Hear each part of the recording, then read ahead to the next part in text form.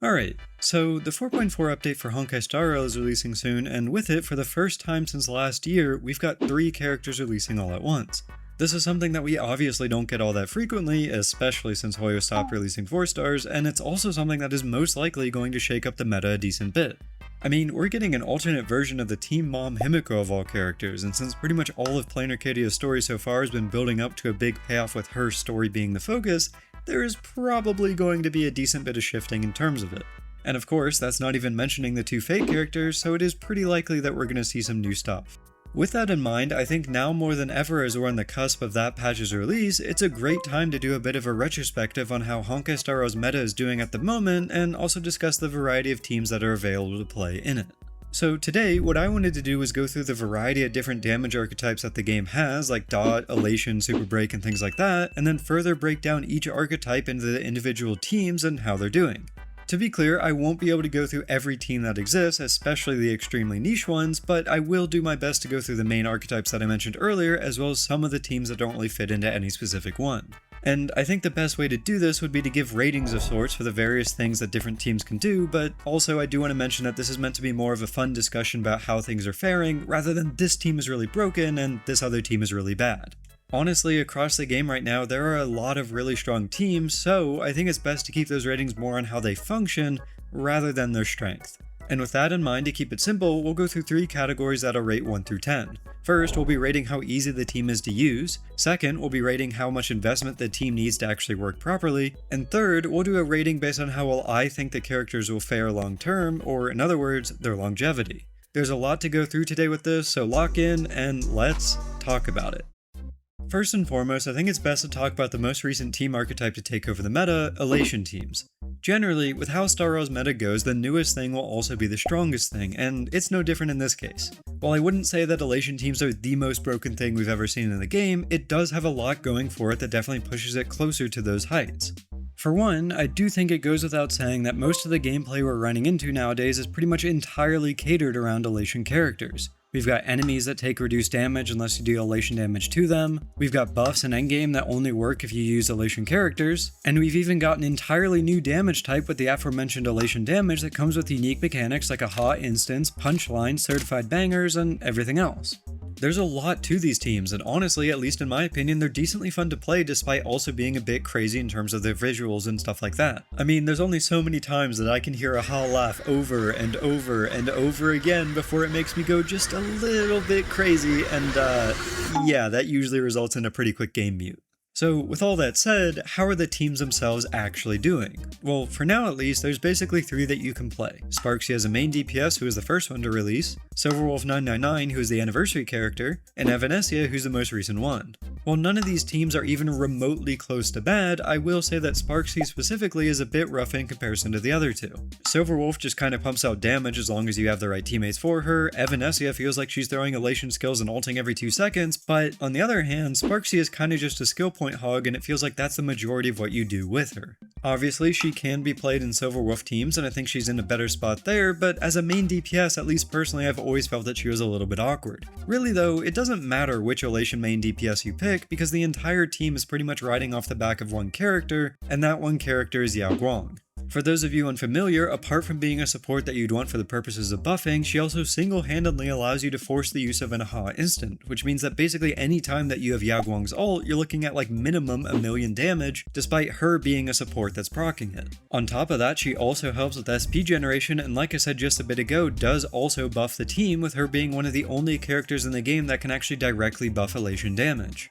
She is a pretty crazy character, and yeah, like I said earlier, that's not really surprising because if you've played Elation teams for more than 5 minutes, you've probably realized the teams don't really function without her. Which is relatively convenient because this video is sponsored by Yao Guang. Ugreen, who just sent over the limited edition Ugreen and HSR collectible gift box themed around Yao Guang.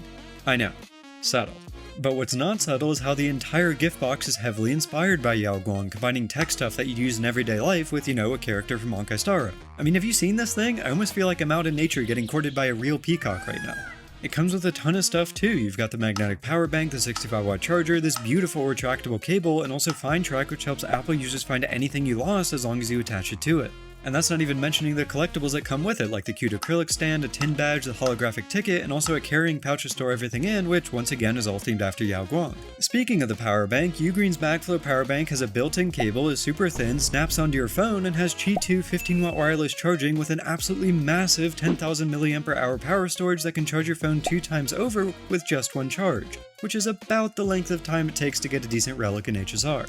Alongside that, their Nexode Air 65-watt charger is tiny, foldable, and easy to throw in a bag, which again just so happens to be included, plus Find Track lets you track it if you lose it. And if you want an upgrade, they've even got the Nexode Pro power bank, which offers a 45-watt output and even a smart display to see how much charge you've got left. If you like Yao Guang, this basically covers your entire charging setup, just, themed after a cute character. So, for a chance to win a commemorative collectible, click the links down in the channel bio or description to check out the Ugreen and Honkai Star Rail series.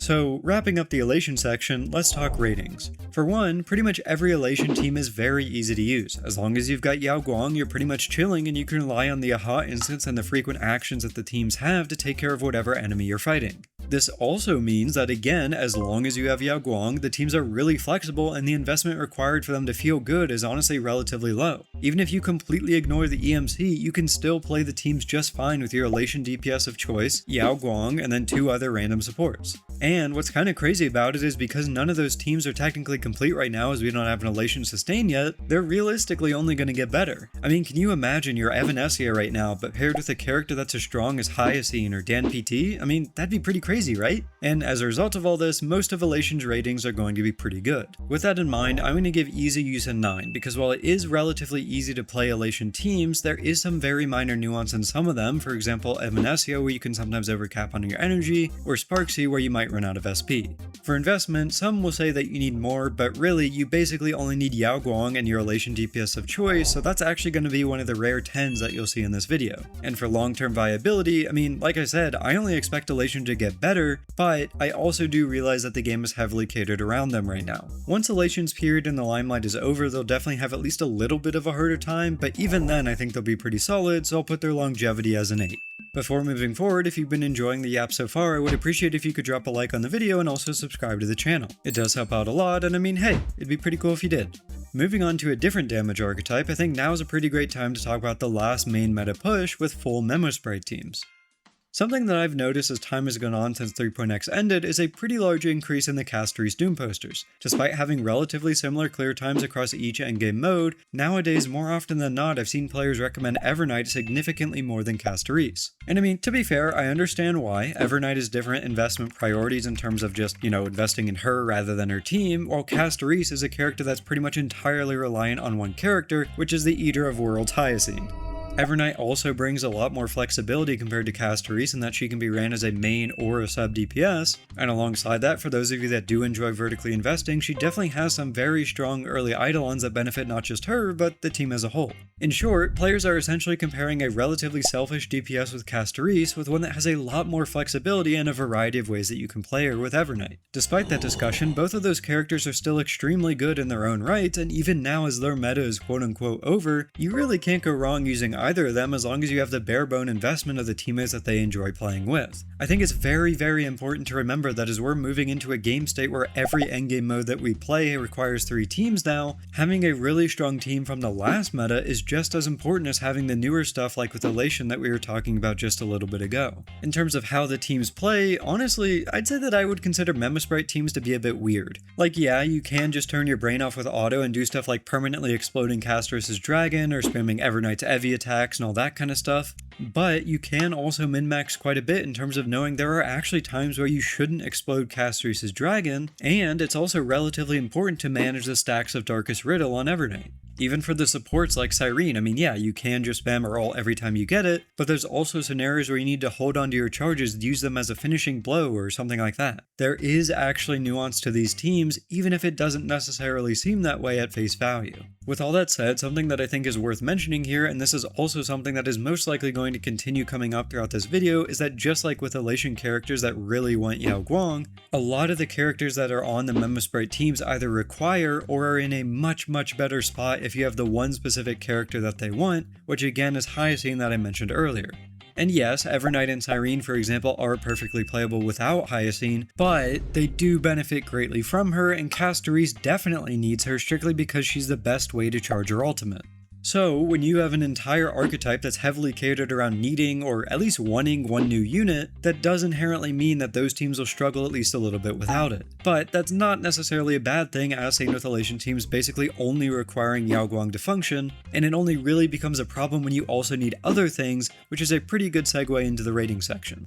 As mentioned earlier, there is actually some nuance when playing Memosprite teams, regardless of which main DPS you decide to use between Castorise or Evernight. Putting in the time to learn how they actually work, especially so for Evernight, can absolutely be what makes or breaks your clears in terms of getting that one extra cycle, or maybe a few extra points. With that said though, the current Memosprite teams are technically limited in terms of growth. It's a pretty complete team right now, so basically all you can do is vertically invest. Yeah, sure, down the line we might see some new units that shake up the Remembrance lineup, but I don't necessarily think that it would be that easy to directly replace any unit currently in it, and that's mostly due to each character on the team functioning as one part of the whole. As a result, this does put them in a slightly weird spot. I don't necessarily think that you need to vertically invest in them right now, but they also aren't a team where you can expect a new unit to release, for example like Dahlia for Superbreak, who we'll talk about soon, to bring them back up into the limelight later down the line. So, with all that said, I'm going to give easy use an 8 due to the nuance and min-maxing that you can do, even if it's not necessary. For investment, honestly, I would say it's actually quite a bit worse than Elation right now, because not only do you want a certain unit with Hyacine, but it's also not being shielded, and on top of that doesn't really have many free-to-play alternatives to the main core units, so I'm going to give them a 6 there for that. And lastly, for their long-term viability, I'm going to give them a 7. Because as we've seen going into the Elation meta, Memosprite teams are still strong and more than usable in endgame modes, but they've already been out for 1 year at this point, and I can see them definitely getting a bit more annoying to use, or at the very least require that vertical investment that I was just talking about sooner rather than later. Moving on to the next team archetype, we'll talk about Superbreak. Superbreak is, well, being honest, it's weird. Originally, back in 2.x, this was an archetype that more or less broke the game. It offered damage equivalent to the highest damage dealer at the time, which was Acheron, but on top of that, it was about 10 times as easy to use as she or anyone else at that time was. To this day, that still does actually hold true, though it does come with some caveats. Before, or I guess back in 2.x and early 3.x before a certain character was released, there were actually a variety of characters that you could run as a Superbreak DPS. You obviously had the main girl Firefly, but there was also Boothill and Rappa as characters designed specifically to be break DPS, but in general, I would actually say that the damage archetype was flexible enough that you didn't have to hold yourself to just those three. Like, you could play Break Himiko, which is actually still viable, you could do Zui Yi, you could do Luca, I mean hell, you could even do some really weird stuff like Superbreak Fei Zhao, which is something that I've personally ran, or even something crazier like Superbreak Castorise, which one of my friends used to run. In short, there was variety. As time has gone on though, the archetype as a whole took multiple big hits to its viability. For one, toughness bars got larger, which is understandable, but it also made it significantly harder for damage to be dealt by Superbreak teams. Alongside that, enemies got faster and some of them even got action advances as part of their kit, which means they recovered from the breaks quicker. And on top of that, health pools in general rose as well, which made it difficult for the teams to be played at all. Now, this hurt pretty much every Superbreak DPS, not just the silly or niche ones, but even the premier 3 with Rappa, Boothill, and of course Firefly. By the time that we got to around the middle of 3.x, basically the only players that were still playing Break were those that Giga invested into their Firefly with E2 and stuff like that. But come 3.8 with the release of Dahlia, Break as a whole got a resurgence, which is kind of both a good and a bad thing for the archetype. And to explain that point a bit more, basically for those of you unfamiliar, Dahlia's whole gimmick is that she lets you deal Superbreak damage even when the enemy you're attacking isn't actually broken. She does also offer buffs on top of that, which is obviously pretty nice too. And what this means is that the inflated toughness bars, or the enemy actions where they reset their bars, don't really matter anymore, because regardless of that, you can still deal your damage anyway without any downtime. So on paper, that's all great, and pretty much every Break character got at least some form of a resurgence, but it definitely wasn't equal for all of them. See, some of Dahlia's buffs pretty much only work with one character, and that character is Firefly. Like, let me read this out to you. When an ally target adds weakness to the enemy target, increases speed by 30%. Okay, well there are a few characters that can add weakness, so that's not entirely for Firefly, I guess. On to the next part. If an ally fire character implants weakness when using an attack, deals 20 fire toughness reduction after the attack for every target with weakness implanted. Also, regenerates energy equal to 10% of max energy. And now that one, yeah, there's literally only one character in the entire game that is A, fire, B, can implant weakness, C, can implant those weaknesses onto multiple enemies at once, and finally D, also has pretty severe energy problems. So basically, it was such blatant shilling towards one specific character that even though other characters do benefit from Dahlia's kit, if their name wasn't Firefly, there basically isn't a point of using them to play Break anymore. And I mean, don't just take my word for it. This is something that you can see for yourself on any website that tracks endgame clears, where at best, people aren't playing the other characters as much, and at worst, they're not really playing them at all. So in short, while the damage archetype as a whole is easier than ever to play because you can literally always deal Superbreak damage now, it's really only playable because one character. Like if you don't have Dahlia, then you basically can't play Superbreak at all, and even if you do, it is so heavily catered to one Superbreak DPS that if you don't have them, well, I mean, yeah, you're kinda screwed. As a result of all this, I think it's only fair to rate ease of use at a 9 because while it is super easy, it does come with the caveat of needing a specific character. And I'll have to give investment a relatively low score out of 5 because the entire archetype only functions if you have a specific character being Dahlia, and on top of that, if you want to play any character that's not named Firefly, then you need a lot higher vertical investment into them or their teammates to actually get similar value to what Firefly can get, for example an E2 Dahlia for Boot Hill instead of just the E0 copy that you need for Firefly. And lastly, in terms of longevity, I mean, for similar reasons, I can't really rate it too high. If you like Firefly, then I mean, you're good, because she has a fantastic E2 that you can vertically invest to if you really want to. But if you don't like Firefly, or you don't want to invest into her E2, and you still want to play Superbreak with other characters, well, that's probably just not going to happen. So as a whole, I think for Firefly mains, I would actually give them an 8 to a 9 on longevity, but general Superbreak mains, I would probably give like a 3 or a 4. Now, let's talk about one of the last main damage archetypes, Followup. This archetype, unlike previous ones, is one that actually has gone through a lot of changes as the game has developed. First, back in 1.1 was the first premier unit with Jingwan, but in 1.4 came Topaz, 1.6 launched with a free doctor ratio, Aventurine came in 2.1, and finally Robin in 2.3, which completed the first Followup team, Rat. But that team didn't stay together for all that long because soon after Robin's release in 2.4 came Hunt March 7th and then Fei Zhao in 2.5, but that's kinda where it stopped developing for a while. Recently though, this team has started to be developed again in a new way, with Ashfair releasing in 4.1 as a fantastic main or sub DPS, and then in the current patch of 4.3 you've got the new version of Blade who ended up not only being a great generic support, but also really good for most of the Followup characters that the game has. And at least to me, that's actually what makes Followups kinda have an almost unique place in the meta compared to literally anything else. Like at any point, Hoyo can release a character and say, you do follow-ups, and then they immediately fit into follow-up teams. Alongside that, because follow-ups are a relatively generic damage type, they generally can get a lot of value out of pretty much any support that releases. And I mean, we're seeing this right now, literally a year and a half after it got its last unit with Fei Zhao back in 2.5. Now, are most of those older Followup characters still considered good now as an individual unit? I mean, not really, which does mean that technically your potential investment into those units did kind of get watered down, but as a whole archetype, Followup is actually doing pretty okay. With vertical investment into the newer units like an E2 Blade for example, pretty much any Followup unit regardless of release time can actually solidly clear content, and at least in my opinion, I think that's a pretty good thing. But that does mean you're investing into new age supports and kind of dragging the older ones to the finish, so I mean whether or not that's okay will definitely vary from player to player.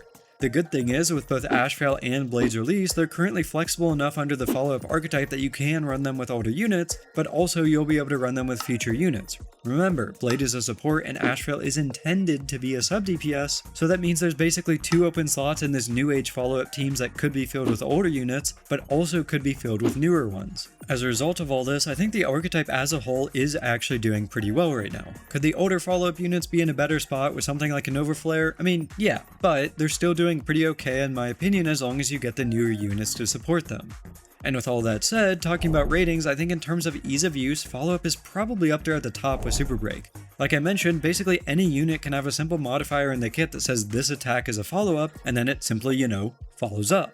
Generally, that means that all you have to do is use that attack and it just works, which in my opinion solidly lands it at around a 9. In terms of investment, yeah, this is kind of the opposite, because it's an archetype that didn't get developed for literally almost a year and a half. Since it's been that long and the game has scaled up, that means that if you don't have the newer stuff, then you'll struggle with any of your older things, and that also means the older stuff that got replaced by Ashfell and Blade isn't as useful anymore.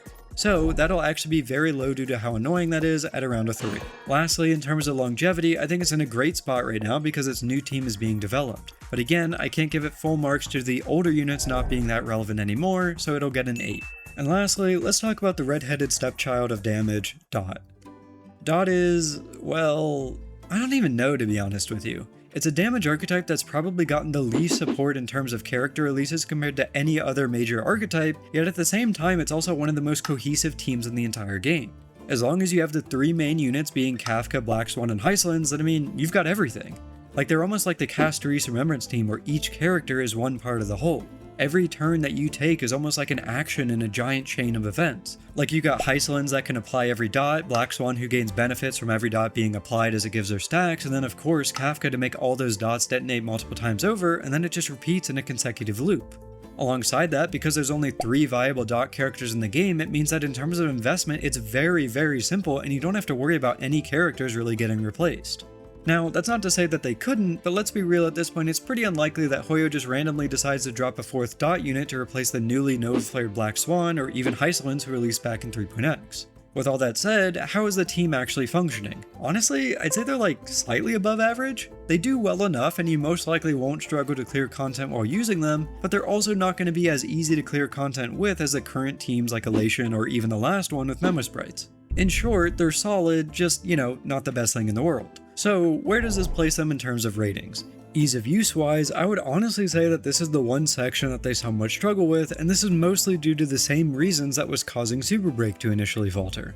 Enemies just move really fast now and even have some action advancing, which means that dots can actually fall off, though for the most part it's not a huge issue as there's multiple sources of application. This puts that at around a 6.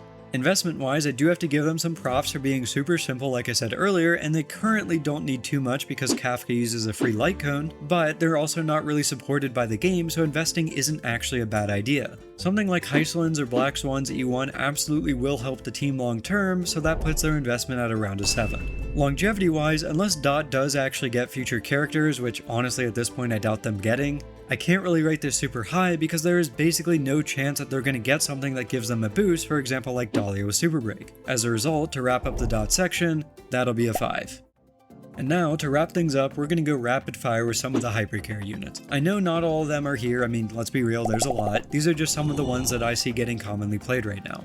Starting off, Acheron recently got a resurgence with Blade's release, and she's actually doing pretty okay for now. She's very easy to use because her teammates basically generate all of her stacks, and all she has to do is sit there looking pretty until she ults. But she also is a character that desperately needs buffs to her own kit, so she doesn't really have to rely on those new units to actually function. This puts her ease of use very high at a 10, investment at an 8 because she does require Blade, and longevity at around a 3 or a 4 because again, she really does need that Nova Flare. Anoxa is doing alright right now, but he's also definitely one of the more difficult hypercarries to play because in his best teams you have to manage Cyrene buffs as well as Ceridra's merit stacks. Alongside that, all of his investment actually goes into his teammates because his Eidolons frankly kinda suck, which means at a certain point it would just be better to replace him rather than invest further into his team. This puts his ease of use relatively low at a 4, investment at a 6 because he does enjoy teammates having those dupes, and his longevity at around a 6. Phynon is fine, but also is the character that created the term E2 merchant. He can clear at E0, but definitely enjoys investment to make him feel more enjoyable to play. I mean, going from an E0 Phynon to his E2, which literally doubles his damage, yeah, I mean, it's pretty impactful. Similar to Anoxa, he does also have to manage stacks, so he's not the easiest character to play, but still isn't as bad as Anoxa is. This puts his ease of use at around a 6, investment at a 2, and longevity as long as you do invest at around an 8. Seela recently got a Nova Flare and she's actually become the queen of pure fiction. Who knew that a meme from 1.0 with it always being her turn would continue all the way into 4.x? She's doing pretty solid right now, but is also very reliant on Sparkle and Ceridra to get value, not to mention she is rather difficult to play optimally, so she does require a bit of investment. But she's also a 50-50 loss character, so I mean, that helps. This puts her ease of use at around a 5, investment at around a 6, and longevity at a 6 too. Herta is, not doing too great. She's basically only got one game mode that she sometimes functions in, which is Pure Fiction, but overall she struggles heavily outside of it. I mean, this isn't entirely her fault. To this day she doesn't have a solid team built for her, so I mean, maybe she'll get her own blade like Acheron did at some point. Right now though, if you do still want to play her, you absolutely do need to vertically invest, whether it's into her or her teammates, which honestly doesn't put her in a great spot. Ease of use wise, I will say she's not hard. It's basically just use skill and ult whenever you have it or whenever it's her turn, so that'll be a 7. But she also really wants at minimum her light cone, so her investment will be a 6. And lastly, longevity wise, it really does depend on if she eventually does get a teammate, so that'll be a 5. And lastly, onto the two Fate characters with Saber and Archer. Saber isn't doing too great right now, while Archer is, and I would also say that both of them require at least a little bit of brain power to use and manage properly, with energy in the case of Saber and SP in the case of Archer. But there are 2 new Fate characters coming soon, and I fully expect them both to get improvements when they release, so with all that said, for now I would say that both of them get a 5 for ease of use, probably around a 6 for Saber on investment and a 9 for Archer, and longevity wise, like I said earlier, I expect them both to get better, so they'll get 9s there. And that's everyone I wanted to talk about. I know I didn't talk about everyone or everything, but I did try to cover all the archetypes and all the characters that I personally see getting played relatively frequently. For the one Destruction MC main out there, I see you bro, but let's be real, not really worth including in this kind of meta discussion. Anyway, that's all my thoughts, and I appreciate you listening if you made it this far. I would love to hear your thoughts on all this, even if you think I'm wrong about some of it, so feel free to leave a comment down below or join my Discord link down in the description to talk with me about it. As usual, thank you so much for watching, subscribe, and if you haven't already, maybe give one of the videos a shot too.